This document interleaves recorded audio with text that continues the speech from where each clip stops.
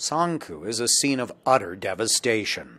Locals estimate more than 80% of the homes in the area were destroyed. But this is also a story of luck and timing. Most of the adults in the area were working in the fields when the quake destroyed their homes.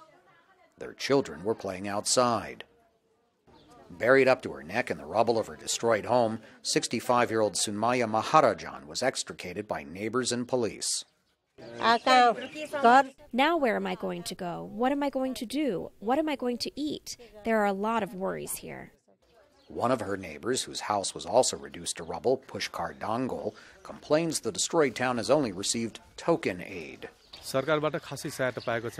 We have not received from the government any help worth mentioning, just some tarps and little bits here and there, but there's no big package of help. Colonel Govind Chetri says he empathizes with the upset disaster victims. I understand, basically, like if I also put myself in their place, that's very common. But then the way it has been affected, almost other zones, other districts, other regions are also there. So we are trying our best despite the constraint. Most families are now living under tarps held up with bamboo poles. Others have huddled in a school, up to 22 people in a room. A Sikh group from India's capital is feeding them.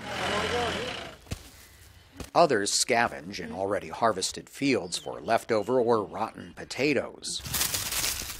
Local residents are encouraged to see foreign search teams. A few members of French and Singaporean squads arrived Wednesday, along with a private non-governmental volunteer force from Guizhou province, China. Even being 4 days alone, and maybe the chance is pretty rare right now, but we still have some very high hope to find survivor.